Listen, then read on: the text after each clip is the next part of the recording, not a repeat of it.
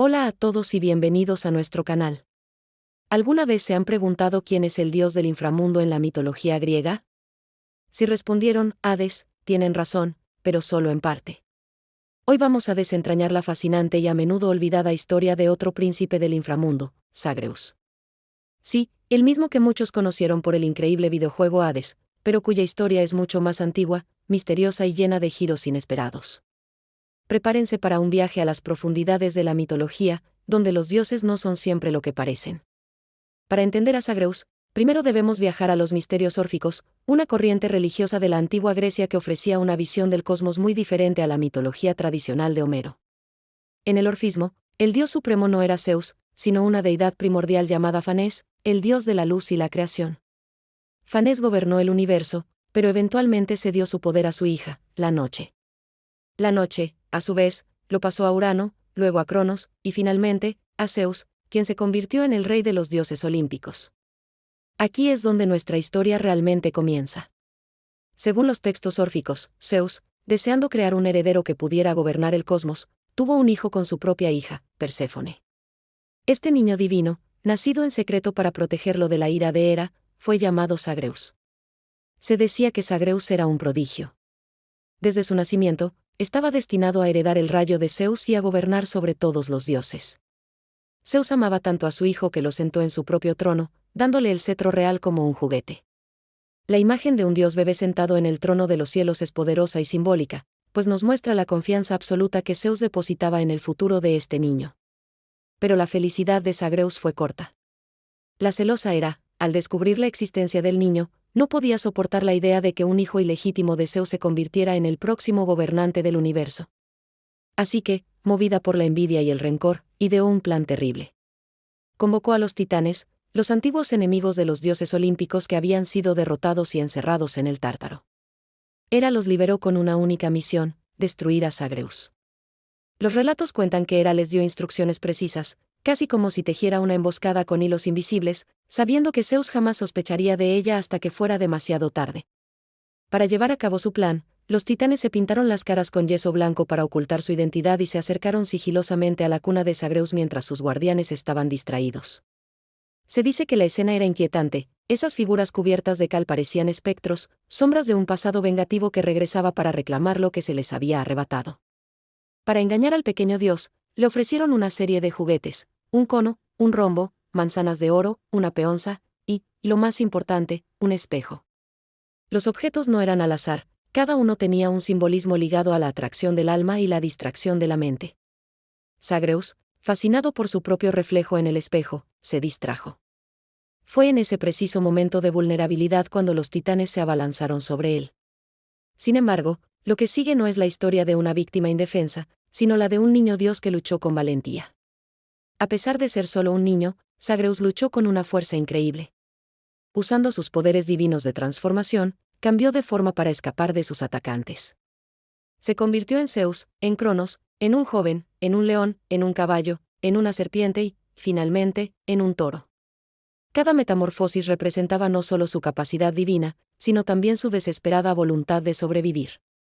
Fue en su forma de toro que los titanes lograron acorralarlo. Lo sujetaron, lo despedazaron y, en un acto de máxima profanación, cocinaron y devoraron sus restos. Esta escena, narrada en los textos órficos, no es solo brutal sino profundamente simbólica. Representa la caída de la inocencia, el triunfo momentáneo del caos sobre el orden, y la fragilidad de lo divino cuando se enfrenta al rencor y a la traición. La idea de que un dios pudiera ser descuartizado y devorado era algo que rompía con la noción clásica de inmortalidad, pero servía para resaltar la importancia del renacimiento en las creencias órficas. Cuando Zeus se enteró de lo que había sucedido, su furia fue incontenible. Con sus rayos, fulminó a los titanes, reduciéndolos a cenizas. De esas cenizas, según el mito, nació la humanidad, una mezcla de lo titánico, lo destructivo y lo divino de Zagreus. Esta dualidad explicaba, para los órficos, por qué los humanos cargamos con la sombra del pecado y, al mismo tiempo, con la chispa de lo divino. Es una visión que recuerda a las religiones posteriores donde el hombre es visto como un ser dividido entre la luz y la oscuridad. Pero la historia no termina aquí. Atenea, la diosa de la sabiduría, había logrado salvar el corazón de Zagreus, la única parte que los titanes no habían consumido. Se lo llevó a Zeus, quien, en un acto de renacimiento, se tragó el corazón de su hijo. En la tradición órfica, este gesto era mucho más que un acto de amor, era una promesa de resurrección. Del corazón sobreviviente de Zagreus nacería una nueva divinidad. Y aquí es donde la mitología se vuelve aún más compleja y fascinante, con varias versiones sobre lo que sucedió después. Una de las más famosas cuenta que Zeus, llevando el corazón de Zagreus dentro de él, se unió a la princesa mortal Semele. De esta unión nacería un nuevo dios, Dioniso, el dios del vino, el éxtasis y la locura. Según esta tradición órfica, Dioniso no es otro que Zagreus renacido. Por eso, a Dioniso se le conoce a veces como el dos veces nacido. Sufrimiento, muerte y resurrección, ¿les suena familiar? Este mito fue central para los órficos, que veían en la historia de Zagreus Dionisio una promesa de vida después de la muerte, una especie de esperanza de que el alma humana, también fragmentada y devorada por el mundo, pudiera renacer. Ahora, hablemos de esa conexión con Hades. ¿De dónde viene la idea de que Zagreus es hijo de Hades, como se presenta en el videojuego? Aunque la versión órfica es la más detallada, existen otros textos fragmentados y menciones antiguas que crean confusión.